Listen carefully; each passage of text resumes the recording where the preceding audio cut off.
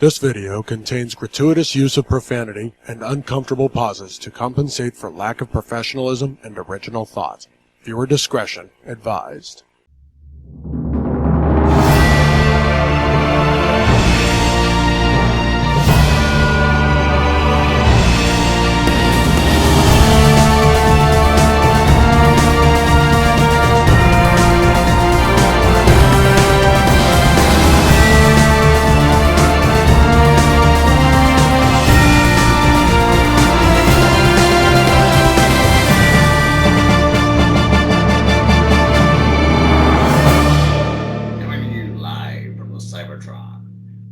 Manroom show with your host, Hassel and Monster. Well, Monster, we got a action-packed show today for these guys. We got the thing that shaped all of our youth: animation, tunes, whatever you want to call them. This shaped America, so to speak, and pop culture, so forth and so on. So, pretty excited, man. What you got for us? Lead us off with a little bit of news. Yeah, well, how about we start off with what you're wearing right there? You know, World Series outcome. I saw your Atlanta Braves pull one out. I was worried after that.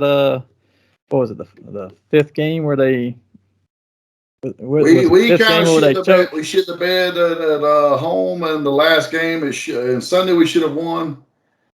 And they had a massive meltdown in one inning. We were up 4-0. They hit a bomb at the first of it. And didn't they have a full load of base and home run and everything? And we left runners stranded multiple times. They completely shit the bed in game 5. But then we went to Houston and game 6, and Max Fried, he pitched a clinic even after having his ankle stomped on, which was very worrisome. And like I won't say a second inning.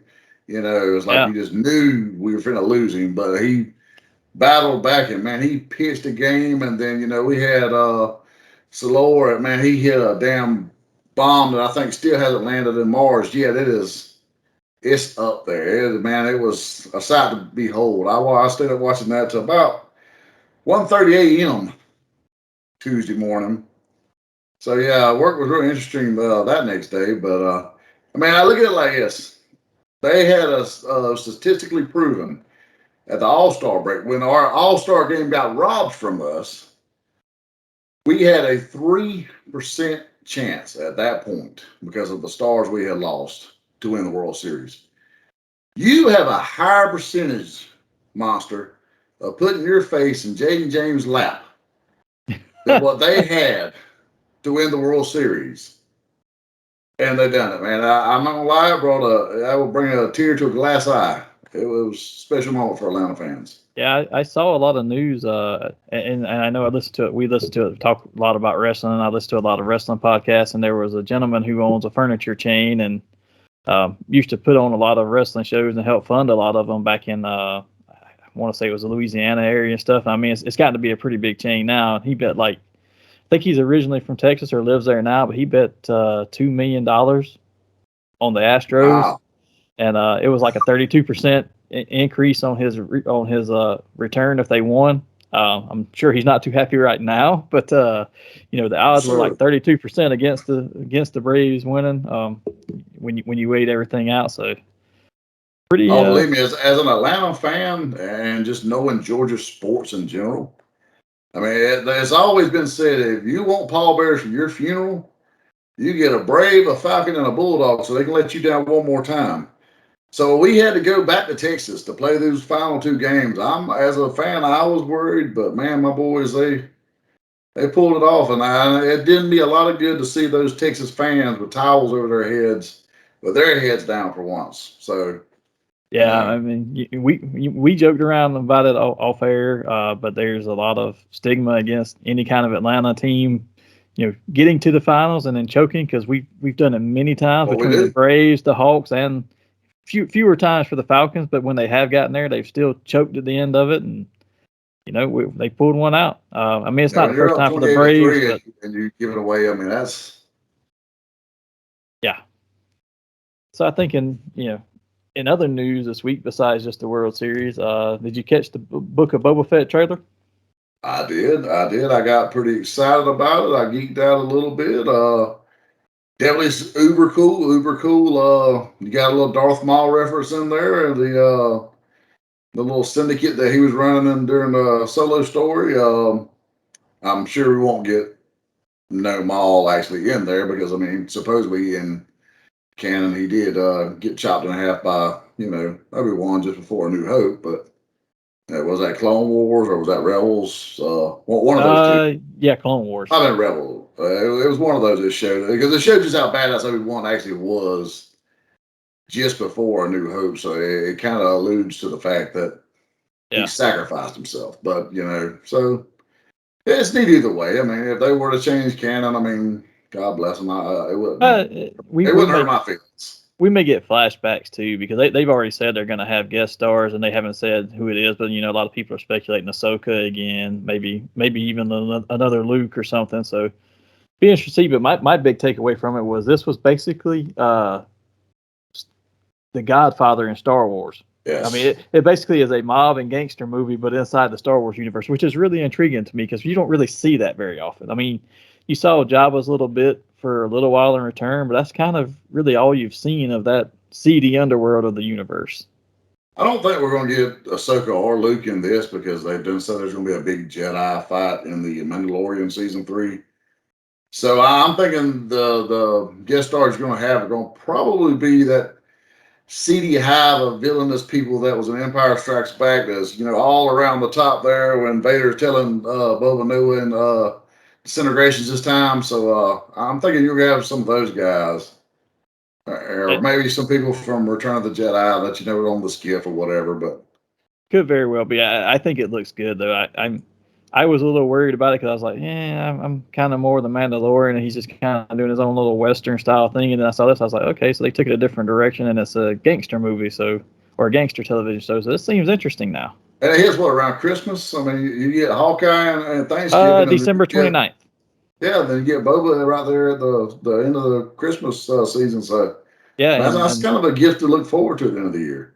And I think if they do what they've done with most of their other series and drop at least the first 2 episodes that day, I mean, you're going into New Year's Eve, so you can sit there for New Year, the day before or on New Year's Eve and sit there and watch it and catch 2 episodes. For those like myself that partake into the adult amenities a little too much on New Year's Eve, it's kind of something to lay there hungover while we're eating our black eyed peas and cornbread, trying to get right for the next day of work. So I mean, I'm stoked.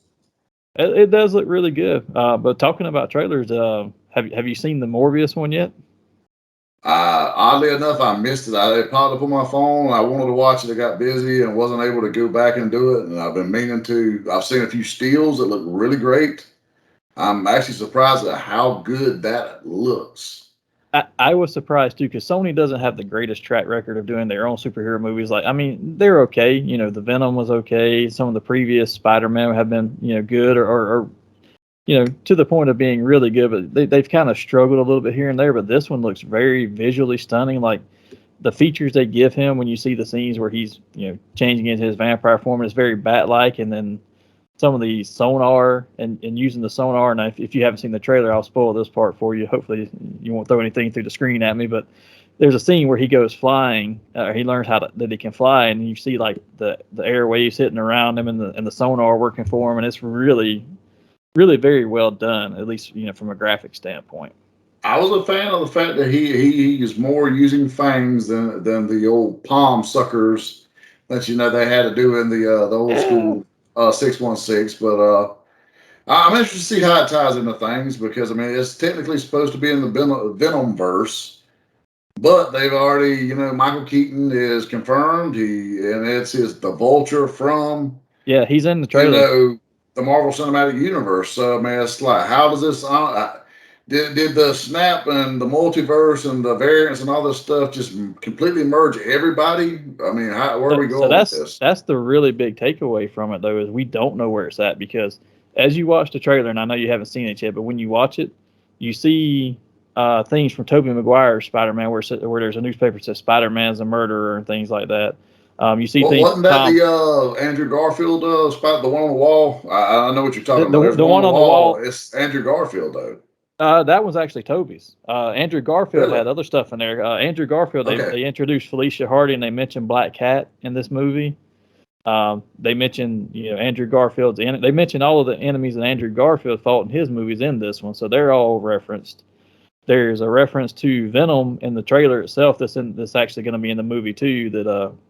And I don't want to spoil it for you, so I won't go into that one too much. But there's actually a reference to Venom, and then the things that happened in San Francisco, which is where Venom was set for the second one.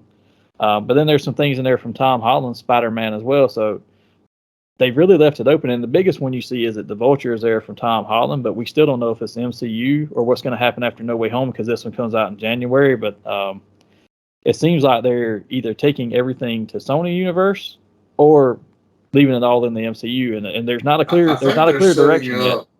I think they're setting up so that if Sony has to have their own thing, they can, but if not, they're covered. Because I read an article today where it said that Kevin Feige, or however you pronounce his name, he went on record and say he has the perfect introduction for Venom and Deadpool both, and he knows exactly the perfect groundwork he wants to have for their characters moving forward in the MCU. So it leads me to think we're going to have a little more long term than what these. I think the deal actually expires after No Way Home, and it's kind of left open a little bit to where a new trilogy can start, whether it be in the Sonyverse or the MCU. But I'm thinking they're going to get the money right. I mean, why would you not? It's a machine to print money at this point. Why would you not get right with each other and just?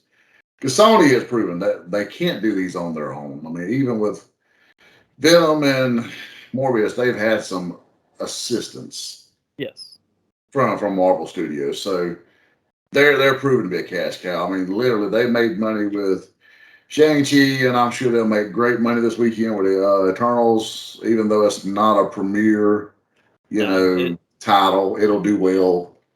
Yeah, and speaking of that one, that does come out this weekend, and I, haven't seen it yet. I'm going to watch it this weekend. Me and the kid are, but early reports are that, hey, this is not the greatest Marvel movie. This is probably one of the most not good ones to watch, if you want to call it that. And people aren't saying it's not good, but they're saying, yeah, this is really kind of the worst out of the bunch if you got to pick a worse one.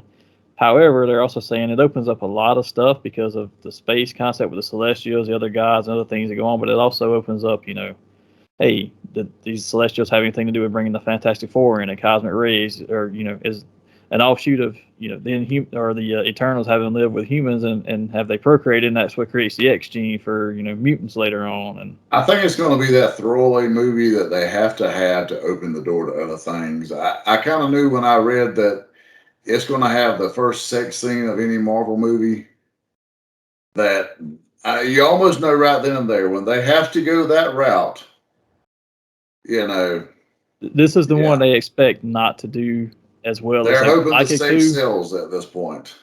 Yeah, and they've tried to market Icarus as much in close to Superman as they can, and God bless him. I love the actor that plays him from Game of Thrones. I mean, he's one of the Stark boys. So I mean, you got to root for him, but at the same time, I mean, he flies and has lasers out his eyes. He's not Superman. I mean, a lot of people. Cyclops can throw a fucking jetpack on and shoot lasers out his eyes. He's not Superman. Yeah. And I think one of the main takeaways I've heard from it too is, even if whatever it opens up for is that's their plan. But if you look at it from a standpoint of how the movie looks, everybody's like, man, this has got, these effects and this setting and this visual representation you see in it is actually above and beyond anything they've done. Oh, it looks visually stunning, actually. It looks really great. Yeah. But I mean, it's not one that I will watch there. I will do just like I did with Shang-Chi. I will wait on Disney Plus. I'm looking forward to about 10 more days when Shang-Chi drops on Disney Plus. Shout out to Disney there. And I will definitely be sitting my ass in front of the TV watching that probably the day it drops. I do want to see it. It's a great movie, and I think Eternals is going to be good. It's just not going to be great. But I am interested to see it, and I want to see what these new visual effects that they're creating, how they look and how they can use them later, because I think that's one of the big things. They're also kind of using it as a testing ground. Like, how can we make this, when you watch the old Fantastic Four, Silver Surfer one, and Galactus is a cloud, and you see just an outline, a little bit of him, because that's all they can do. But That's then you still a see the sore subject. Celestials in this, and it's like, oh, if they can create this, what else can Some they of make? them look really great. The really anorexic ones, I'm not a fan of. I've seen a few that, and you know they're comic counterpart. They're all Yeah, kind of bulky and very strong looking. The exactly. few I've seen that look frail and anorexic, I'm just like, that doesn't just scream to me the ultimate being that sparks life or destroys universes. I mean, I'm not sure what they went for visually with a few of them. Some of them look really great though. I Yeah. mean, I forget which movie it was that we got our first glimpse of. Was it Guardians of the Galaxy maybe? Probably would have been because they claimed Ego the Living Planet was a celestial, which is they No, were out. no, They no, no, went no, for no. that. I'm thinking of no, it was the one with Ronan and where you get the stone there and it shows him Yeah, doing that. I mean, he's visually appealing. I like that look, and I hope we get more of that. But we'll see. Time will tell. I'll definitely invest in it, watch it. But I mean, nowadays, let's be honest. I mean, two people to go to movies, you're dropping 50, $60. yeah, It's got to be something to lure me in. I mean, I'm just not going anymore, and they've made it too easy with streaming at home. yeah, Marvel is better. I will give them credit. They do make you tough it out a while before they even give you the option to stream at home from $30. And I might would do that if they do that like I did with Black Widow, but I'm going to tough this out. yeah. And maybe that's something I am going to go see it this weekend. So maybe on our next episode, which we just to remind everybody, we'll actually be off next week. I've got to travel for work, so it'll be the following we record. But we can give a spoiler free review since you won't maybe have seen it yet, but I can give Yeah, you I want to see this. a I quick mean, idea of what it was like, just a quick blurb. We won't go into too depth of reviewing the whole thing or going through the plot, but maybe hey, this is how it was, and this is what was good about it. hey, Yeah. So while we're talking about that stuff, though, did you have you seen the news that and I don't know if you watch all these CW TV shows, but The Flash is probably really about the only good one on there right now anymore. But their season 8 premiere kicks off on November 16th, and they're going to do Armageddon as a 5-part event with a lot of guest stars back into it. Which Armageddon was a comic book in the 90s that they did where it was alien invaders trying to invade, and they were fighting back against them, and it also dealt with going through time travel and stuff. And not sure what all's into this, other than I've seen the announcement that it's starting, and I've seen that they're bringing back their version of the Atom and oh wow, Black Lightning, whose show ended last season, and a few others that have been on there. So be interesting to see that. I just wanted to give it a quick shout out. Again, I don't have a lot of information because they haven't given a whole lot out yet, but it does look pretty good. that is And one of those shows that is well put together. I enjoy it, and I like that cat that plays Flash. I'm actually a bigger fan of him than I am the guy that's playing him in the DC universe, cinematic by far, universe. I mean, and well, I mean, it was pretty cool when they had their little crossover on the show or whatnot. But I'm kind of hoping in the Flash movie that we get him at some point on there, just some cameo. Yeah, he could bring a oh yeah, brief, that would be awesome. something. That'd be pretty neat. But That would be awesome. Switching over a little bit though from that, but staying on the realm of comics, Midnight Suns game delayed man, from March of 2022 to no date given yet, but late 2022. late fourth quarter 2022. Yeah, I haven't seen a month on it yet. I don't. Did you see a month or was it just saying late? It just said late fourth quarter, Oh, which means we could get this possibly in January or February of 2023, knowing the way that things are going today. I would like to get it sooner, but if they're holding it back to increase the quality or the play of the game, I'm kind of okay with that. Cause I'd rather get it and it be great than get it and be like, yeah, I'm a little disappointed. I wish they'd have done this differently. Yeah, because let's be honest, I bought Marvel's Avengers on PlayStation 4. I wasn't impressed with it. The story wasn't great. The play was even less great. I wasn't fond of having to play with Miss Marvel. Um, I don't know. It's you got your niche of fans that seem to went for because it centers around at certain points Miss Marvel and the female Hawkeye. That's not my cup of tea. I mean, and then the look they went for with the Avengers, and was a more. I mean, I'm all for a realistic look, but You don't have to just completely try to copy the cinematic universe if you're Yeah. not going that route. I didn't pay as much attention to the look because there's so many different skins and stuff you can buy and change your looks out for your characters, but the gameplay itself and the plot line was a little weak, and the gameplay itself was just I played I it for roughly 2 weeks, off and on, a little here or there, and I just couldn't get into it. I will yeah. say the DLC of the Maestro, that looked really cool. I dug that, but by then PlayStation 5 come out, and I give the PS4 to my boy, so I never went back and tried to mess Yeah. with it. But I never finished the game, to be honest. I probably got 40% ish the way through it, and I was like, yeah, it's just not that fun. And then as soon as I had another new game and I put it in and I played it, I was like, I don't care to go back to it now, because it felt like that was I was playing Lego Marvel with a more cinematic look and more, And I was like, yeah, I'm just Lego Marvel at least is funny. So when I play those, I get a laugh out of it. This I wasn't getting a laugh, so I was like, why bother? that's one of the things that worries me with this game here. I wonder how they're going to tie it together, because even all the promo stuff, you got Iron Man there and Wolverine, and it's your mainstream Marvel characters. When the Midnight Suns is not that way, and you know me well enough, Monster, to know I'm an OG Midnight Suns person. I love Ghost Rider, but you got Ghost Rider in the background, and he's really the only. And I think my Doctor Strange maybe in some of the promo stuff. I don't remember, but they're really the only Midnight Suns you got there. You don't Uh, have the rest of the Midnight Suns there, man. And I, so I it's think like, I think the only other one is Blade. I think he was in it as well. But again, they've all had a media presence beyond just comics and games. But that's the other thing. I love the mystical stuff. I don't buy as much of it, but I do have like the trade paperback of Rise of the Midnight Suns, and yeah. all the different characters, all the Night Stalkers that were in that, and Doctor Strange when he was just a character Strange, and I like His that stuff. astral vision. Yeah, Yeah. and I don't know that you're going to see as much of that. So that's kind of where I'm all right with throwing Wolverine in there just because Well, he has he some good crossovers with Ghost Rider, yeah him and Punisher, Ghost he, Rider. he I mean, fits into those are pretty good. that group Yeah. somewhat, but I I can deal your with other Wolverine. I can deal with mainstream. Spider Man, but Iron Man is not sullying himself with the Midnight Suns. Let's No, just be honest. And no, he's one of the premier looking ones in there. And it's like, yeah, I I hope they don't give it a see great that. story.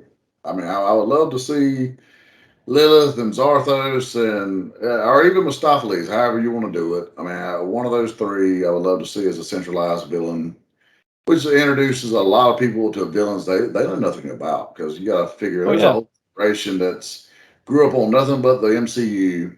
That's all they know, yeah, and we need these new villains to, or not new, but old school introduced villains.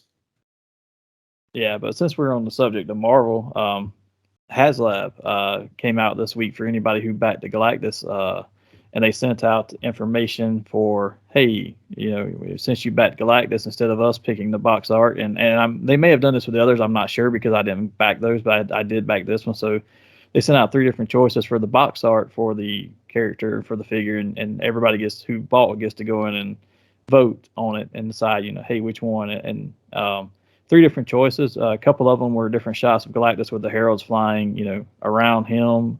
One was, him standing like kind of torso up, and the heralds flying around him in a different pattern. And one was like a street view up from him, like you see almost all of his body, and he's just gigantic thing. You see the buildings all around him. You see the heralds, and then there was another that was just a shot of his face and the 3 heralds flying by his head. Pretty interesting that they're doing that as a fan vote though for what the box art is. I guess if you spend $400 on the figure, maybe you should get some say I in was it. gonna say, you spend $400 or $500 towards this, you crowdfund it.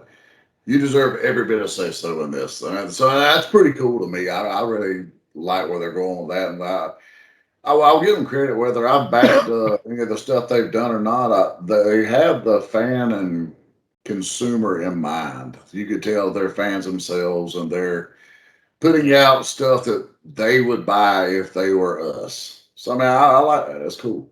Yeah, and surprisingly, while I was looking at that, because I cast my vote for it, but while I was looking at that, I looked at the other HasLabs that are currently going on, and really interesting to see how those are going, because some of those like Galactus, like it took months before it ever reached the 50% point, and then right at the last minute it goes way past the intended goals and all the tiers. But I'm right surprised now, the proton pack is as high as it is already. I would 87 not have thought. 87% of that is backed out of 7,000 backers. The Rancor is 44%, so almost half out of 9,000, and the Sky Striker's at 48% out of 10,000. So I mean, it's still about the same number just based on the different They'll levels of all backing. But the Proton Pack surprised me really that it went that that fast. floored me, the fact that they were as high as they are. And I mean, let's face it, the Star Wars fans, they're going to get the Rancor where it needs to be. I think they're kind of dragging their feet to see what is offered.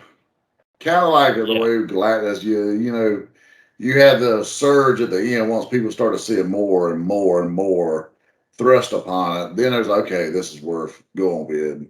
But and I think there's another part of that too, that the rumor is that, and I don't know if this is true, so this is purely conjecture on my part from what I've read, but the rumor is that, hey, We're an innuendo. all these sales from overseas or from areas where Hasbro Pulse doesn't have a presence, they go through a third party to do those sales. Those only get turned in certain batches. Like they may get a batch now, and they may not get another one for 2 weeks of the sale, or they may not get another till the last week of the sale to figure out where are we really sitting at for the backing.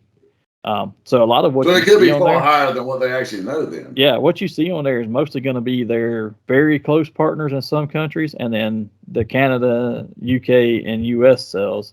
Primary Now, North American backers, in other words. yeah, and that's the rumor. Again, I don't know if that's true, but it kind of makes sense, because why all of a sudden you go from 44% today, and then like with Galactus, there was one day it was at 60%, the next day it was at 78. It's like that many people bought it today. Yeah, they had an this amazing year. surge there towards the end in like a 1 or 2 day period. And it wasn't the Galactus holding his palm of the Silver Surfer all of a sudden that, sold that Yeah, like that.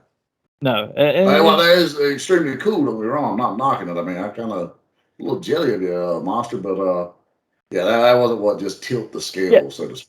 no, it didn't, and that's the same. I mean, I'm sure there are people like I was. Like I was going to wait to see if it got everything back and what everything was, and I said, okay, yes, I'm going to make the decision to back it. But at the same time, it's hard to believe it's that many people at one time having that same thought. I am not, I'm not a smart person, and I can't claim that everybody has the same thought that I do. Great minds think alike, sort of thing. But I just kind of can't see everybody doing that at the same time. No, it wasn't shit. Let's do it now. Now's the time to pull the trigger, so to speak. And I think the last bit of news I had, since we're talking about toys, was the Super 7, the G.I. Joe Wave 2. Really, really good looking figures. I think that I wasn't a fan of how the Baroness looked. I realize it is a cartoon accurate look, but I just didn't care for the suit. But That was awesome. I will say this wave of them, to me, at least for the Joes who didn't have the, Destro's got a helmet, Cobra Commander's got a helmet. Most of the Joes here, it's a face and everything. And the very first wave, like Duke, looked very cell shaded from what I saw, and I like that sometimes, but I wasn't as happy with it. I did still go in for him because he's a favorite, but the Flint on this one and the Lady J looked amazing. They did not look cell shaded. The codes. Well, let's just face it. Most of them are animated and cartoony enough to where even if you do them realistic or you do them this way, they all look detailed about the same. So I mean, I went in for Destro. I bought Destro, but even at not being a fan of the cartoon looking figure, I will say Lady J looked amazing. Like they done a great job, and you felt like, holy cow, you're 8 years old watching, G.I. Joe at 7 o'clock before school in the morning. I mean, they did a really great job with her. Flint looks good. I mean, like, not good enough to make me spend $60, but he looks good. Baron is shit the bed for me. That just looks, and it's kind of like with Snake Eyes. The two of them look identical to me, and just being too cartoony for my taste. Yeah, I went in on the Flint because, again, he's one of my favorites. But also, when you look at him and then you look at all the extra accessories he had, and if you could change some of those out, it looks like a scene straight out, like you said, watching getting up in the 80s and watching it out on Saturday morning or during the week if you had the syndicated channels, right? but that's what drew me to it. I was like, he's a favorite, and I would have done it anyway. But I was like, man, that's really That was nice. kind of Destro. Did you see all the accessories with Destro? I mean, not just hands and Yes, what, but I mean, he different. had multiple heads and bazookas and different attachments Yeah, for the wrist. I mean, that was pretty legit right there. I like it. dude, it got me when they went so far as to give Flint the newspaper from the one scene where he picks up a newspaper in the Yeah. entire cartoon. I was like, really? You're gonna make that? That's That was the teaser wow. for us. You got the backside with him holding that, and I was like, okay, is this just like a animated teaser that we're gonna get Flint on? And then when you see it with, like, holy shit, that's the actual figure. That's Yeah, pretty cool. well, I thought it was actually figure. I thought just that little piece was maybe made up for something that they were doing for that Yeah. photo shoot for the tease, and I was like, no, they actually stuck that in there. That's wow. That's just like watching the Yeah, when I cartoon. seen that in the accessories, I was quite surprised. Oh wow, that they are going the 9. I will give Super 7 mad props for that right there. They go the distance. They do the research. So hey, hats off to them. I mean, they may prove me wrong. There may be a bigger market for the animated looking figures. That's what our entire show is going to be about today, anyway. So Yeah, animation is where it's at. So man, that's going to be their niche. We'll see. Silverhawks will sell themselves, even with the animated look, because the feather is there, so to speak, just because of the fact that we haven't had a new Silverhawk figure in what, 30 years? yeah. I mean, And it's quite a while. the ones out there now are hard to get. I mean, they used the vac metal process back then, and honestly, that doesn't hold up for more than 20 years for the most part. So if you open one up and you have one and it's open and loose and still in good shape, you are a lucky few because a lot of those degraded quickly over time. But speaking of that, did you have any other news, or we want to go straight into our The only other thing animated I had stuff? of noteworthy was, like I said, I'm a wrestling fan. You know this. Just quick shout out to FTR. A few weeks back when Beautiful Bobby passed away, they done some Midnight Express themed gear. And last night on AEW, I'm just kind of kicking around watching it, and they come out to a Midnight Express themed music. They kicked off, and once I heard it, like instantly it kicked for me as a old school wrestling fan. I was like, "Holy shit, is that what I think it is?" And they come out, and you get the nostalgia with Tully Blanchard with them, even though he was never with the Midnight Express. It's just you have an old school personality there. They're Yeah, like old wrestling souls and a great tag team. And they went into a match, and at the end of the match, you get Arn Anderson across the ring from Tully looking like they're for the square up. You got the Brainbusters facing off, and then that music.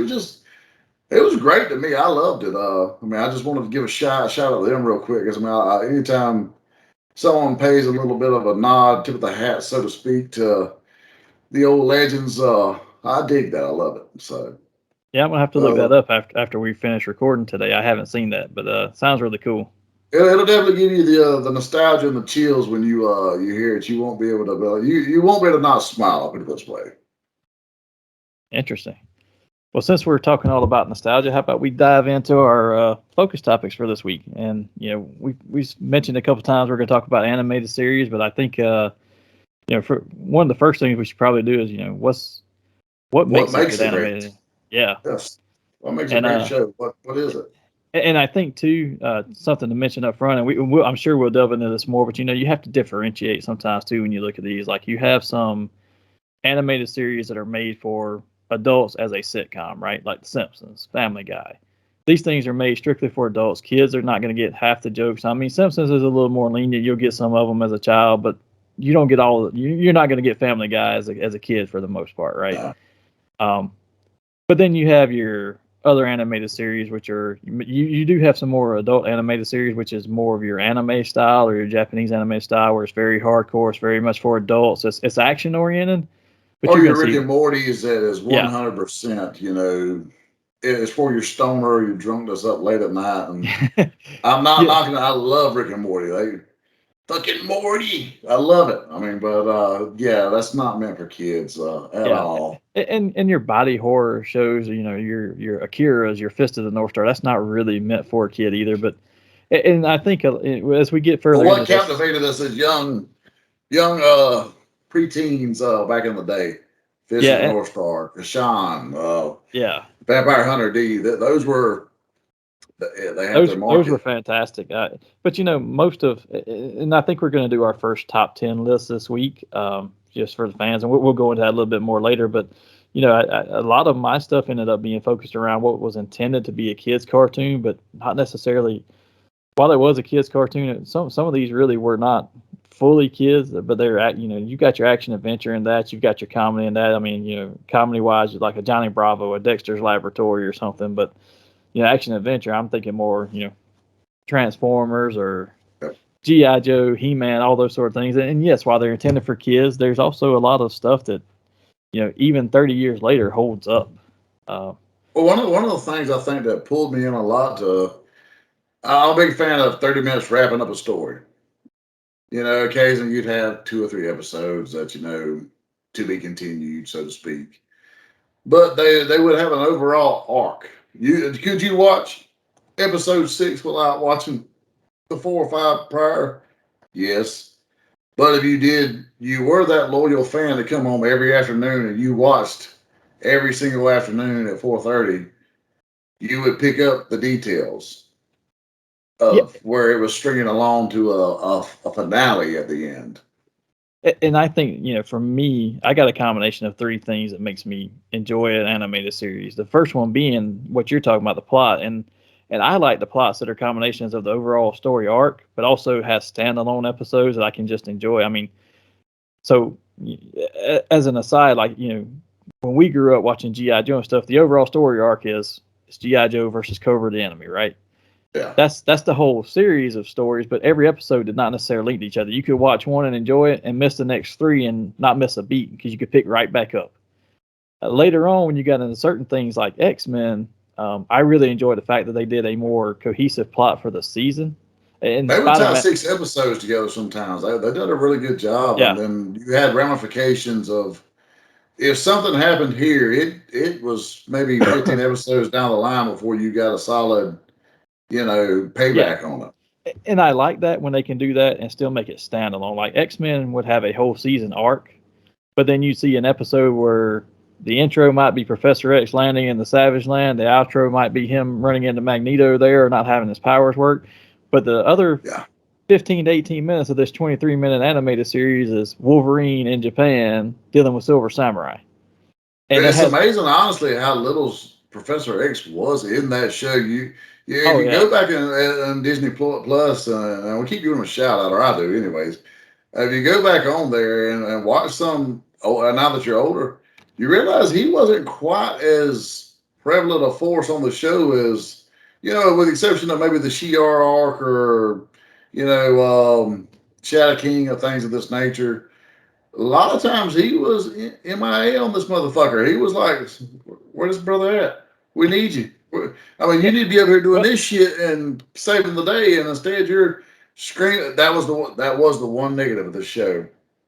Wow, I thought Xavier had a great voice.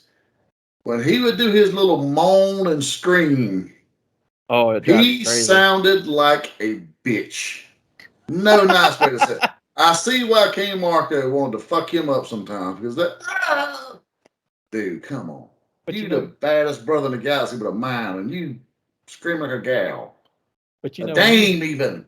When you had those arcs for them, though, I mean, yes, you had some that were miniseries like Dark Phoenix and stuff, or Phoenix, and you had to watch those all to get the whole story. But when I had an episode like that, I could take it or leave it if I didn't want to watch the Wolverine-centric episode, and I can still get what happened for the story arc in the previously on X-Men when they recap for the next episode, right? And but I like that. I think sometimes they take the story arcs too far. Like I need an overall plot, but like Young Justice is a perfect example. I love the animation style on there, and it's really good stories. But if you miss one episode of that show, you are lost when you get to the next one. That was things that certain shows got better than others. Yeah, and you didn't have to catch every single episode, but you still. Your loyal fans got something, but the random fan that was creeping in here or there, or the parent just passing through the room to sit down for a few minutes to watch it with a kid, could enjoy it because there was enough there to this is neat. Yeah, and you don't have to have a full-on arc like the X-Men season 2 plot all about Mr. Sinister and going to the Savage Land. That's the arc for the series, right? For that season. Great season. You don't need that in something like a Transformers or a G.I. Joe or a Mask, because the arc is these are the good guys, these are the bad guys. They fight every episode. That is the arc, and I'm fine with that because you can give me standalone episodes or you can give me miniseries, but you can reference back to something later on that happened, and I was like, oh, if I saw that, I know that. If I didn't, maybe I didn't know that. So, but the plot is probably the number one thing for me for a good animated show, and I say that we're too. doting on them quite a lot on here, but so let me ask this: out of the casting on the X-Men anime series, we're both obviously both big fans of this. Who would you say was the best casting and the worst casting voice wise? Ooh, Because they've done a really great job for the most part.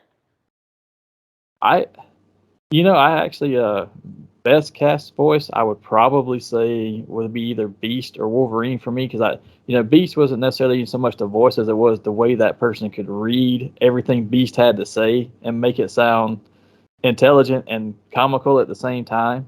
And Wolverine just fit the look of the character to me, and that's it's actually hard to imagine any other voice as Wolverine. I will say that. Yeah, and that's what actually, when I was talking about the 3 things that make my animated series good for me, that's actually my number 3 thing is the voice cast. Number 1 being the plot, and we'll go ahead to voice cast. Come back to my number 2, which is the animation style, because it's gotta look visually appealing because it is animated. But the voice cast is a big one for me. As far as worst on X-Men, I don't know. I almost want to say Gambit, but I also enjoyed Gambit, so I hate to say that. I can't hate on Gambit. I cannot do it. I can't hate on him. Who would you consider the worst and the best out of that cast? Well, man, you done said Wolverine, so I'm not gonna go there. I really, really enjoyed the guy that played Sinister or Apocalypse. Either one, both of those are great. Yeah. Man, I'm gonna be honest. I'm gonna have to say worst. It's probably Jean Grey.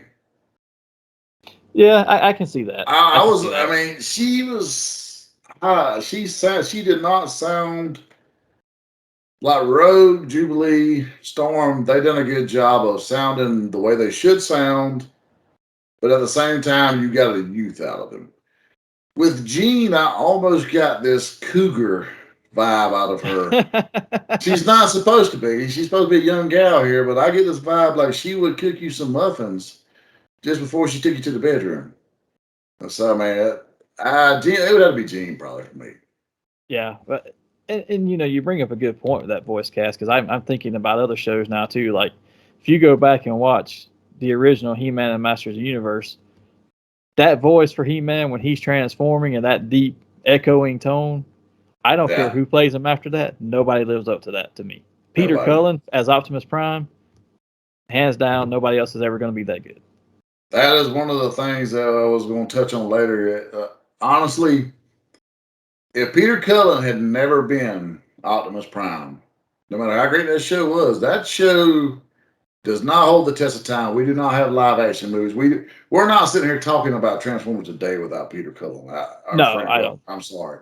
Those two guys, as influential as other people were, like the guy that played Starscream, it's hard to imagine anyone else. And everyone has fallen short of Starscream since. But those two characters, is Peter Cullen and Welker, without those two, Transformers would not be as influential. Dude, if you and just to skip ahead for a second, since we're talking voice cast anyway, but Frank Welker, if you don't have him, you don't have hardly any of the cartoons we probably have on these lists. He's been so many that you don't even think of. I looked it up the other day because my son and I were watching Scooby Doo, and he does Scooby Doo, he does Fred Jones. I did not realize, because I thought he was a replacement. He was for Scooby Doo, but he is the original Fred Jones voice from the very first Scooby Doo show in 1969. That was his first acting gig. He has 860 voice acting credits. Separate. I was surprised that he done Heathcliff, and a lot of people don't remember Heathcliff. I love that. I remember Heathcliff. That was back when Nickelodeon cartoons were not marketable. It was not one of those that was like, ooh, If I had to choose between an orange cat, but whether it's Garfield or Heathcliff, I'm watching Heathcliff. We're throwing that lasagna loving motherfucker out of here. He's gone. Because no one does it like Heathcliff could. We're pulling bones out of the trash can and we're going. I mean, But voice cast is important, and the plot, you got to have the plot or you don't have a show. You got to have the right voice cast to fit the characters. Like I said, a great like Frank Welker, 860 separate show credits to his name. Yes. And amazing that he can do all that. But the other factor I think you got to have. How pissed off were you, on a side note, that he was in almost every Transformers live action movie, but the only one we got him as fucking Megatron was one where he played Galvatron? I don't even want to go there. I mean, let's be honest. Agent fucking Smith is not Megatron. No. Frank Welker. That's Frank Megatron. Welker. Frank Welker. And you got him being bullshit characters in the other movies instead of going, "You're an idiot, Starscream." I mean, that right there is just like he should have had the same respect going into it that they gave Peter Cullen to be Prime. Yes. Not just some bullshit cameo character. But beyond the plot and the voice acting, I think the other thing you got to have is the right animation style, and I think that's proven with a lot of. If you go back and watch a lot of the '80s cartoons and some of the '90s as well, like the superhero ones and the action fantasy ones, you could put that intro from Thundercats, the animation from that, up against any cartoon, and it holds better. I would rather see that than what they gave us in like Teen Titans Go, where they're all short-bodied, big heads. It's like I'm playing NBA Jam. It's almost like at a certain point in the late '90s, they just said, you know what? You can throw the shittiest anime, and that's around the time anime got big, I guess. I mean, anime's been around for years.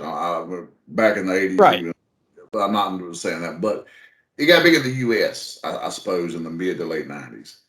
And I think that's when a lot of companies said, we can cut corners and get cheap animation, and you can still draw people in.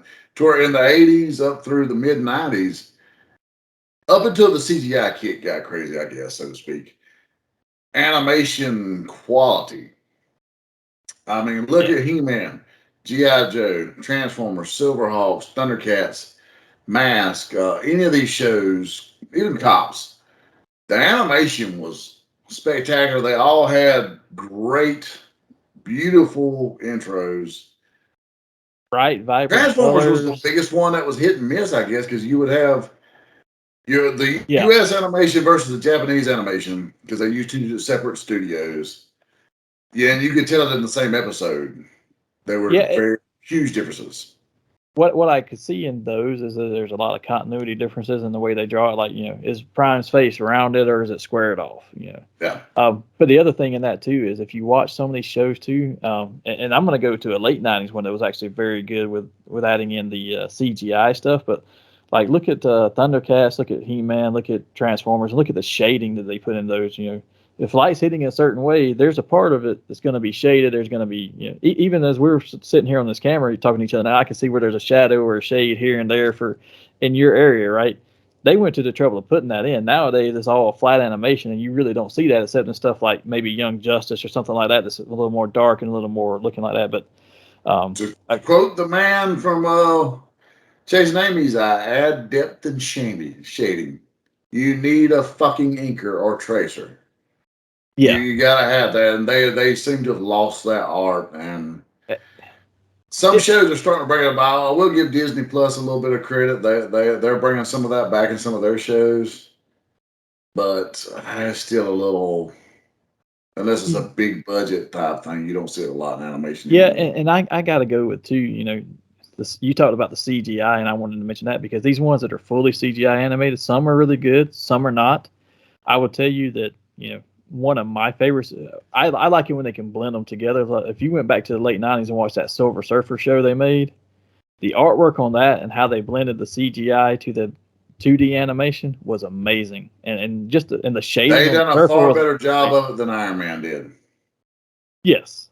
Well, Iron Man tried to go full CGI, and they're like, no, just the background or Galactus is CGI, but Surfer and these front characters, they're all 2D animated, and you've got a lot of cartoons now that if they are really putting the effort into them, can do those and pull them off really well. But a lot of them would just still prefer to go to that flat. Let me draw the lines here, and this character stands in the same position all the time, so I only got to draw them in one way, and that doesesn't appeal to me. I want to see that is one thing I will give Family Guy. I mean, you wouldn't think it would be one that we'd be, like kind of pepping up into this scenario. But Family Guy goes the extra mile in their animation. I mean, even though their characters are simplistic to a degree, they have a lot of shading. They have a lot of, detail in the background and whatnot. I mean, they do a great job of, I'd say they probably do a better job than the Simpsons at that right there. I mean, they do a really great job. If you're watching the episode, you pick up on detail, especially if you watch the early seasons, you see where they come from. They do a lot more now. Like their early seasons were what we're just talking about. It's flat. You don't get this popping off the screen. Yeah, it doesn't give you a vibe that this is a fully rounded out 3D world, I guess, and that's what I'm looking for when I look at the animation. Some things I don't need it to be fully muscular, clean. Like X-Men, everybody was muscular like a comic book, but when you watch Justice League Unlimited and stuff, they were rounded off lines for their muscles and stuff. But it still had good shading. It still fit the feel of the show, and that's one of the other things that's really hard to do. Well, they piggybacked off the success of Batman the Animated Series. Let's be honest, every bit of that was piggybacked off of, and they learned if you put a great story with some mediocre animation, you can do something. Because I mean, the animation on Batman the Animated Series to begin with it's limited. I mean, I'm not knocking it. I love it. But the detail's just not there. I mean, it ain't like, he had all this definition and things that you had in like various other shows. But the story was there. The story was story driven. And when Cartoon Network started out Justice League, well, Paul Dini was also a part of this. Yeah. So, I mean, he's going to go with or Bruce Timm or however. I mean, they're going with what works. You can go with the simplistic animation style with a great story. They'll buy it. Well, and it goes back to what we said earlier. You really got to have the combination of all the things, or a combination of two of them being really good, and one of them can be a little bit less. But like Batman was a perfect example. The animation wasn't the greatest necessarily. The voice cast was spot on, perfect. Kevin Conroy will forever be my Batman. Mark Hamill forever Joker. When I read an issue of Batman, those are that's voices the voice I hear. And I don't care how great Warner Brothers Studios does on some of their animated movies, and they do some really great stuff. Yes. When whoever's playing Batman, if it's not him, if it's not Mark Hamill on Joker, I mean, I was watching the Justice League or Injustice movie the other day, and I watched a portion of it. I get to finish it. And it was really great when he shoots, Jimmy Olsen, and he goes, "Oh, I got some Jimmy on my shoe." But you want to hear that as Mark Hamill. When you don't hear that, and as great as Mark Hamill is, I mean, while he's my ultimate Joker, I'm not a fan of him as Skeletor. I like what they're doing with the character. I won't. But he is not my Skeletor. I mean, I want to hear my, I mean, you want that. Well, you asked this question earlier, so let me throw it back at you. How mad were you when Alan Oppenheimer, who was Skeletor's voice, is in the new show, but only as Mossman? Why was he not Skeletor? Mossman, who sounds like fucking Sean Connery. Dude, when I seen he was attached to the show, I was like, and then I read Mark Hamill is Skeletor. I said, what are you people doing here? Exactly. I wanted to shake Kevin Smith, and he done. Looking at the trailer for the second half of that season, I see where he's going and why he was like, be chill with the first half. But oh my gosh, if we'd have had that voice, but you'd have had every nerd creaming his jeans. Because I don't care if you were a kid of the '80s or not. That is Skeletor. That's that combination again, though. What people complain, that first half of that first season or whatever it is, that first half that we watched, animation was spectacular. Oh gosh, yes. The plot was weak and the voices were weak, and I was like, okay, this is not what I wanted to see. So again, if you don't have if you don't have at least 2 of the 3, you're going to struggle. I remember when the trailer dropped for the first half, and you got what looks like He-Man, but it turns out to be Faker pulling Skeletor. And it's the trailer, and it's like we need a hero playing in the background. You did not have to be a kid in the '80s to start getting pumped. Like I'm watching this trailer, and we need a hero. I was like, oh shit, oh shit, you know, and it's looked really great. And then Yeah. they keep my brother off in the first episode, and it's like, whoa, I don't want the Tila Power Hour. I don't give a shit about her. I'm sorry. While I love sex selling, I don't give a shit for lesbian Tila. She's not going to pull me through the next 6 episodes. Yeah. And I toughed it out, and I will admit they got me for an old tearjerker when they killed off Orko. I was like, oh man, you know, he's the one that you always every episode. You're like, oh god, you little ragger. You know what I'm saying?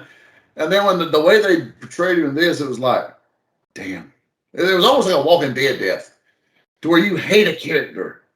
Yeah. But the time this motherfucker starts redeeming himself, he That's when dies they in kill him off. episode.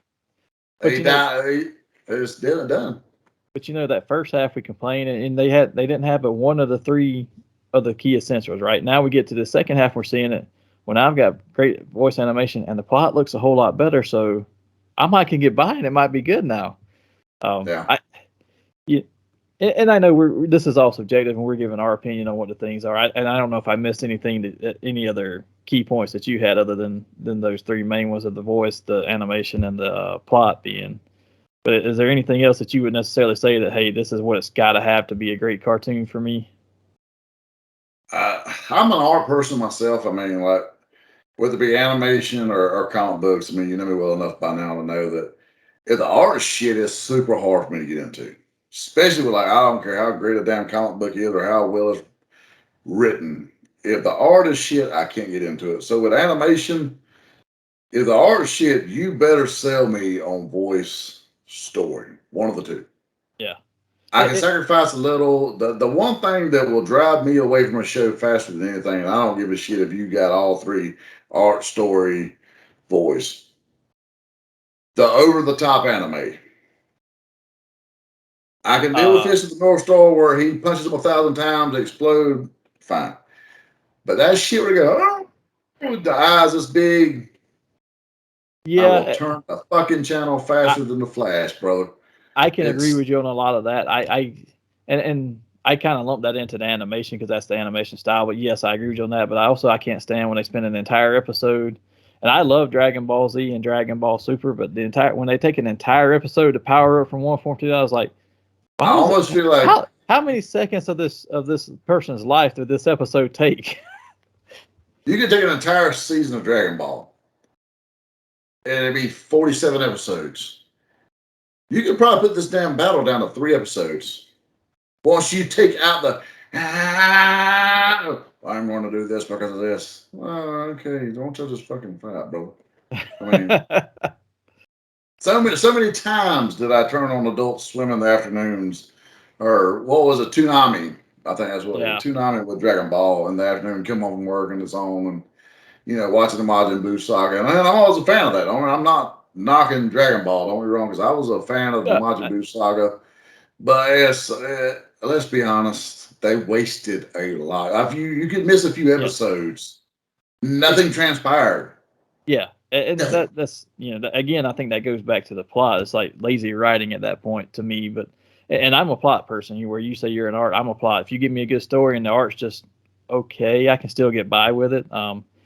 But I think I think for animation, because you are watching it and hearing it, it is, you know, a visual as well as auditory medium. You got to kind of have all 3 going for you.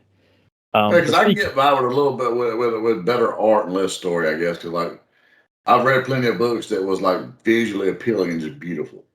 Yeah. Like if you put a David Finch art in front of me, you know what, you could have my kindergarten niece write the story, and I'm gonna probably try to read it and read all about dookies and doo-doos. But you know what? As long as David Finch is drawing it, I'm good. Yeah, but since we've talked so much about what makes a good cartoon, you want to jump into this top 10 list? And I guess we'll give a few things up front for that. These are in no particular order. They're just what we consider our top 10. We didn't share these lists between ourselves, but before the podcast, so you'll get to see us, react to each other's as well. And then some of these are probably going to be the same for us. But what we're going to do is alternate between each one of us, giving one of our top 10, and the other one will give theirs. And if it's one that's the same, we'll try to lump them together so we're not repeating a lot of stuff. But before we jump too far into them, what was your just quick points. So, what was your points for your criteria for picking yours? What were the things that stood out to you that said, okay, this is why I would pick these? Some of it was like the significance of it, like certain shows. I mean, just they like the Flintstones, Simpsons, South Park.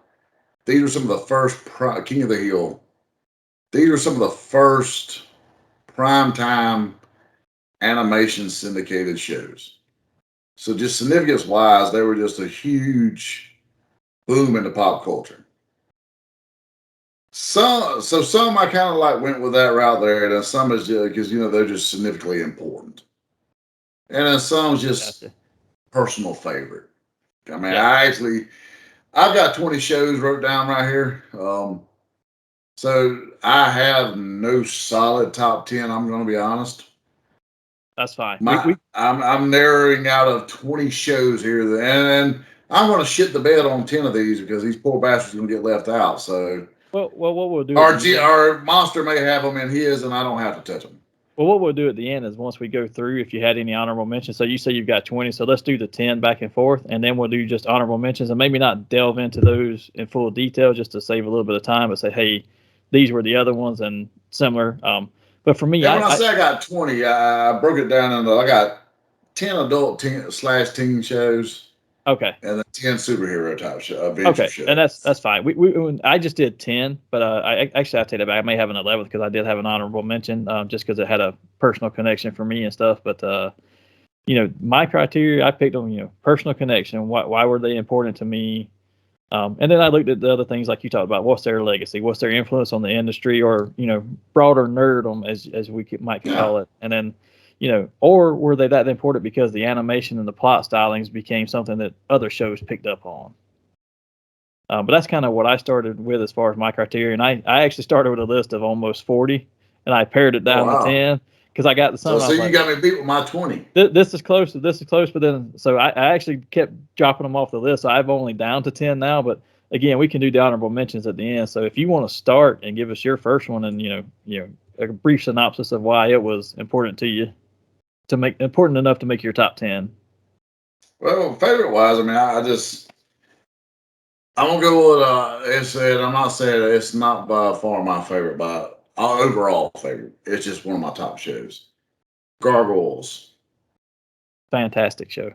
I love that show growing up. And it was like my grandmother. She got, God bless her. She would come home and tough out He-Man with me every afternoon. G.I. Joe Transformers. So, when Gargoyles come around the mid-90s or so, she's still, in her late 60s, but she would try to tough out shows with me. And this was one of the ones that she was able to actually enjoy because she got into sci-fi type stuff. She loves Star Trek and things of this nature, Stargate. Yeah. So she actually liked this one. This was one of the ones that she was actually in the mid-90s able to enjoy herself.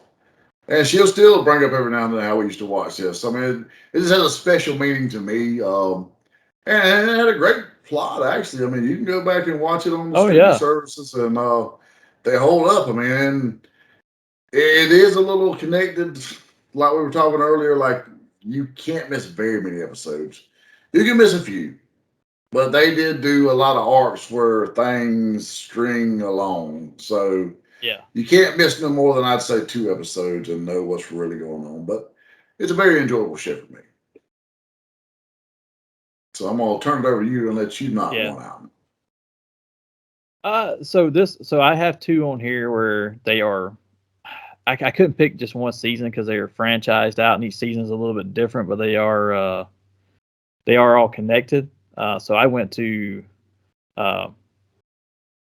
This is a little bit of a cheat because this is not entirely animated, but it is a kids show, so I treated it the same. But I went the route of Super Sentai / Power Ranger / Voltron because while we consider Voltron animated in its own thing, it was actually part of the Super Sentai. It was actually created by the same company to see if they could do an animated show. So, but the reason I picked it, 44-year legacy in Japan, a 28-year legacy in the U.S. Some of the other influence they had on the broader media is the mecha and the combiners. Like you don't have Devastator if you don't have the first Zor Combiner Zord from those. Let's face it, Voltron is Power Rangers in space. Yeah, yeah. I mean, and and the reason I put all three is because you've got to have Super Sentai to get Voltron. But I think you don't get Power Rangers in the U.S. if Voltron hadn't aired over here in the 80s as well. that's kind of the same aspect. You don't have the Simpsons without the Flintstones. Exactly. You don't get the Family Guy without, Simpsons. They one begets the next, and so forth and so on, and it's just kind of how the nature of the thing goes. And I think that theme comes up a lot in some of my lists, but that's probably the first one. And again, like I said, it's a little bit of a cheat because it's not fully animated, but I think you got to have all of those together to get what you have for a 28 and a 44-year history. And Voltron being really one of the first Japanese. I'm sure there were others, but that's really one of the first mainstream Japanese cartoons that really appealed to U.S. audiences. And you don't get those if you don't have all three of those versions. But that was my first one. What's your next one? I gotta go Transformers, man. G1 Transformers. Major fan. I mean, we got the bots here, got the Decepticons here. They were just visually appealing to me as a kid growing up.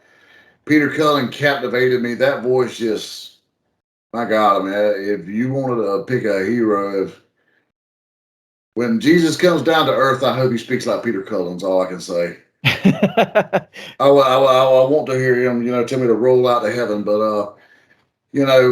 all joking aside, I mean, he captivated. The voice cast was amazing on there. The animation for 90% of it was really, really great. Oh yeah. Stories were great. I mean, I'm 41 years old. I can throw in Transformers the movie, and I just did recently because my Blu-ray copy came in, and I was super excited. Same here. I mean, I went to the theater and saw it. So you got me beat because I really wish I could have done that. I made my fiance and her kids sit through it with me, and I will actually say she got into it. She was it's a great right there with me. The kids, so to speak, I mean, they're just from a different generation. They were in their fucking phones all the time, but Yeah. But when Prime shows up and rolls across there and just starts mauling down Decepticons up, and the amount of animation was great because like when he's driving through there and you fucking see Thrust in his fucking grill, Oh he yeah. just runs his ass over, and then he's like, I mean, man, dude. That had it all. It had animation, it had story, it had voice cast across the board. I mean, it's hard for me to watch the movies now and hear Ironhide and not sound like an old Southern boy. Because I want my pride. What are we doing? I want that when I hear Ironhide. I mean, even today, it's so. That show is great. That's one of mine. Yeah. Well, since you brought that one up, that one is on my list. But now that's the other one I said where I kind of treated it as a franchise. So, but I only treated a portion of the franchise. I said Generation 1 as well as Beast Wars and Beast Machines. Generation 1 for everything you said. The influence. You don't have any of it past that. It's 35 years going right now, and you don't have the movies and stuff. You don't have that without Peter Cullen's voice. You don't have it. The plot lines were really good. There were stakes to a lot of the episodes. Like if this doesn't happen, Prime's going to die, or whatever's going to happen. But they did suffer some continuity challenges just from season to season, or even for the animation sometimes. But overall, between Generation 1, 2, Beast Wars, Beast Machines, they tried to keep a cohesive, somewhat storyline where, hey, we're on Earth and Beast Wars, but hey, there's the Ark. It's actually crashed here already, and we are in the same. That was a nice little throwback to pull in the. That was their attempt to pull in the G1 fan, while at the same time captivating a whole new generation. Because my son was little during then, and I would sit there. He kind of dug it. I wasn't real big on the CGI look, but I would watch it with him, and then the overall story caught me. I was more into Beast Machines and Beast Wars, honestly. Beast Machines, for whatever reason, I guess because they went back to Cybertron, maybe it kind of got me a little better. And I say the same, for me. But the reason I picked Beast Wars and Beast Machines, besides the tie to continuity, is just because they were really some of the early adopters of doing that CGI animation. And now I'm not going to say it was great by any means, but you don't get to the point where you have it, and you don't get to the point where you have it in today's world without them toying with it first, really. But the other part of Transformers was their influence not just on their own line, but all the other properties came along. You don't have Mask if you don't have a combination of G.I. Joe and Transformers somewhere. You don't have you don't have GoBots. You don't have a lot of these other properties either if you don't have Transformers. And we need the for Kmart me, cousin to Transformers. I mean, we need them. yeah. And for me, that made it one of the top 10 cartoons. I was like, I got to include it no matter what. So what is your next? Yeah.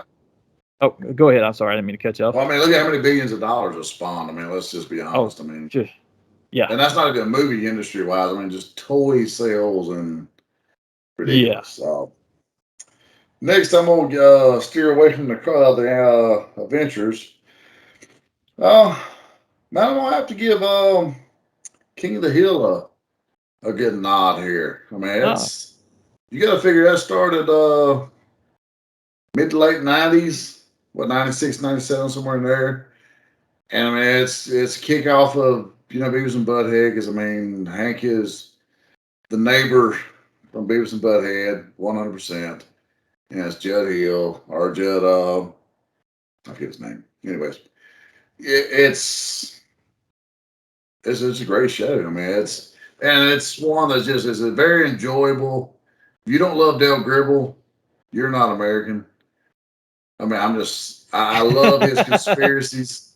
Boomhauer and even Bill, the poor, pitiful Bill. I mean, you gotta kind of feel for this old bastard here. I mean, I'll be honest. I think Bobby's the villain of the show to me. I mean, Bobby was great. Bobby is the fucking villain. Boy, what are you doing? I mean, oh man, I love Hank. I mean, you don't sell propane and propane accessories. What are you doing with your life? I mean, that is a good one. That was an unexpected one. I wasn't expecting you to go for that one. And we got a lot of guest stars on that. I mean, Tom Petty of all people. Yeah. Was a regular reoccurring voice on there. I mean, it set the stage for primetime animation, and now we take for granted now. I mean, Sunday night, if you turn on most, football's not on, you turn on most, that's a shit ton of animation. And you don't get that without King of the Hill and The Simpsons. Yeah, well, since you said that, that was my next one on my list is The Simpsons, because to me that was the first true adult oriented sitcom cartoon, primetime cartoon that they came out with. It's been on there for 33 years without stop, and somehow these people who write this show know how to predict the future as well. We see that all the time, but that is the scary part right there. How often they get it right, and I'm talking about 10 years in advance, not like we're predicting some bullshit that's going to happen next year. We see with the chain of events, they predict shit 10 and 20 years in advance. That's scary. But that to me, that show was like the first true adult one, and I still love it and watch it to this day. But it's one of those two that 33 years on the air, but they're still coming up with fairly new plots. Most of the time, they don't repeat and recycle a lot of stuff, and it's like how do y'all keep writing this? How do you not run out of ideas? The intro has kind of got out of control for my taste. I'll catch a new episode occasionally. Well, see, that's the nice part of watching it on Hulu or Disney Plus is skip intro. There's some shows you can't do that. And I swear to God, if you skip intro on X-Men, I'm going to slash you like Michael Myers or something. But if you skip it on The Simpsons, that's all right. Well, I catch it on Hulu Live occasionally, because it'll come on after, the 4 o'clock football game. So I kind of catch it here or there, and I mean, the intro has got out of control, but for the most part, I mean, the show is still very original and still pretty good. I mean, sometimes it gets a little more liberal for my taste, I guess is the way to put it. That's fair. They get a little out there, but it's not like it's something new. I mean, they've always been this way. They've had a little more creative freedom to put their political agenda in a few episodes here or there, but they don't overwhelm you with it. I mean, I get it, and that's the thing about it. I can give anyone their difference of opinion as long as you don't just try to shove it down my damn throat. And they don't do it. They do a good job of, while they may catch you with it, they move on. Yeah, and I can agree with you on that. So what was your next one? I'm going to shoot back to my superhero / adventure, and I've got to go Batman the Animated Series. I know we've touched on. That's why I just skipped over X-Men, because we doted on them so much in the intro. They don't have to be touched during this. But Batman the Animated Series, those first 2 seasons, man, they're great. If you don't hear that opening theme in your mind, just us discussing this, you've done something terribly wrong in your life, and you need to reevaluate your life choices. Because that, man, just oh man, it gets you goosebumps pumping. I mean, it's a great show. I mean, the animation didn't have to be over the top detailed. Yep. They done a great job with the voice cast. I mean, whether he was Batman or Bruce, he done a good combination of the two and differentiating the two. Alfred was great, and even all the others. The guy that done the Mr. Freeze voice loved it. Loved it. Yeah.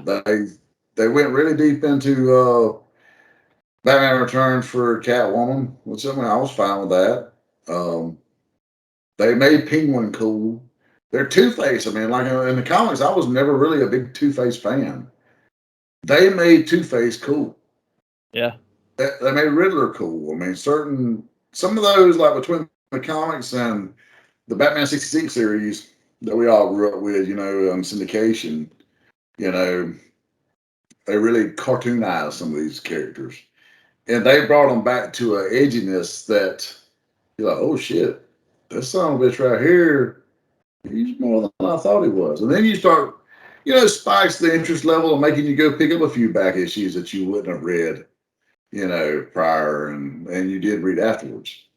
So to me, that was really legit. Yeah, and I have that same episode on my top 10 here. I mean, for all the things you mentioned, especially the great voice cast and making some of those characters more relevant than they had been in years. But the two big things that take away as far as an influencer for me was the dark tone of the show. Like everything was, the entire show. While I don't care for some of the animation, the entire thing was animated on black paper.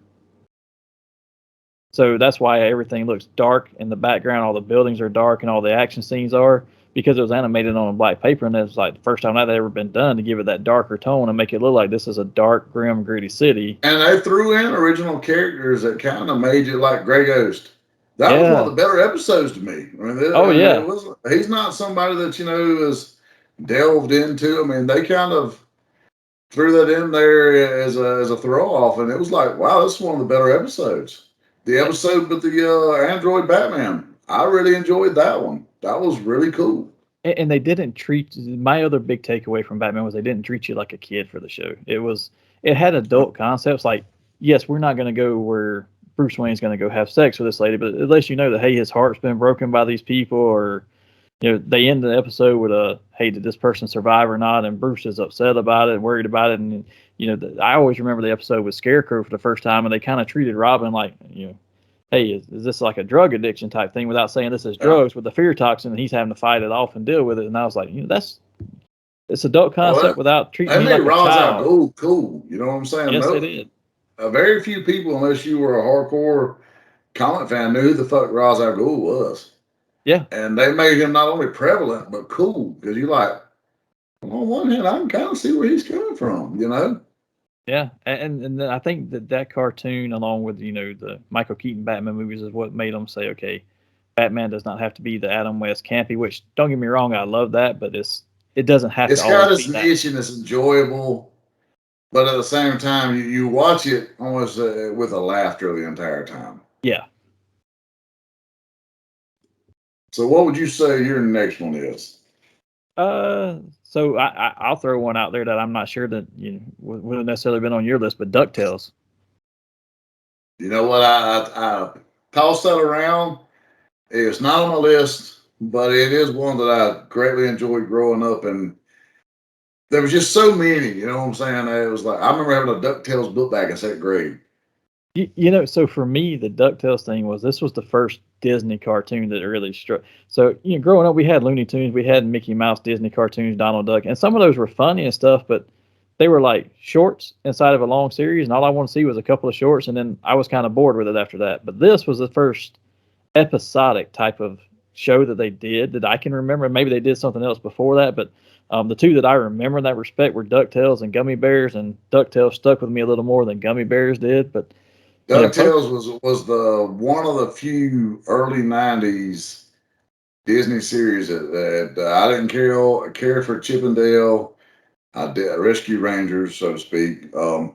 I didn't give a shit for the what was the one with Baloo and the airplane. Tailspin. Yeah, I didn't care for Tailspin. And there was one more that they done that I was. There was I watched most of these, but the one that I like stuck out. DuckTales and Darkwing Duck. Those two were the two Yes. that I was like, I really enjoy these, and the theme song makes you feel good when you're listening to it. You sing along to it. You're getting all happy, and then Scrooge is the lovable asshole that nowadays we are all like, I relate with this motherfucker. But you had a lot of really cool spin-off characters like that were brand new, like Launchpad and fucking Gizmo Duck. Gizmo Duck. Well, I mean, you had some characters and they spawned into other things that we wouldn't have without. And I'll even admit the new one that they've done, a couple 2 or 3 years ago, it was actually really good. But that original one was like, okay, here's an episodic Disney cartoon. I can get in this. I can watch Disney in the afternoon. Now I watched the others like Rescue Rangers and Tailspin, Darkwing Duck. But the only two that I really had to sit down and watch no matter what was DuckTales and Darkwing Duck. And the rest of them I could have took or left. But if they were on, cool. If not, no big deal. But I love DuckTales. I want to say it was the first because it was in '87 was when it first came out. So it was that far back? Yeah, it might not have been the first one, but it's the first one that struck me. So if there was one before it, I could be wrong, but personal connection wise, that's the one I got to go with. So what's your next one? Staying on topic here, I'm gonna go with the Spider-Man animated series that we got on Fox. I mean that did a really great job. I mean, the animation was there. You had a great intro with Joe Perry shredded up on the guitar. Yeah. They had a little CG stuff here or there, but they didn't. That was where I guess they were starting to. And at least they were using it for the background and stuff. They weren't using it for the main characters, and you didn't have to worry about the mechanics of it moving, other than the cityscape has got to move by the characters he's going, right? And they did a great job of introducing characters that typically wasn't focused upon in the other what few animations we had of Spider-Man in the past. I mean, Hobgoblin had not been. He was the focal villain of the first little bit of the two series. Then you bridge out. You get a couple episodes with Doc Ock. You get Lizard. You get a little bit of. It's a sad thing that we didn't get Sandman. We got Hydro Man instead. But I mean, it was a movie licensing deal, from what I understand, so to speak. Which I don't understand why you can have Spider-Man as part of the same movie, but you can have Sandman. But we can all blame James Cameron for that shit. But they did a really great job. I enjoyed what little prelude to the Spider-Verse we got out of the first of it. They done a couple episodes with there. That was kind of groundbreaking deal. Well, how about this for their groundbreaking too? Is I don't know, and maybe there was, but if it is, I don't remember it.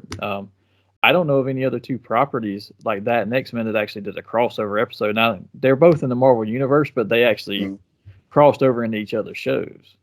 The only one I can recall other than that is when Ghost Rider shows up on the Fantastic Four to kick the shit out of Galactus. This is canon that happens. Yeah, but he's a cameo.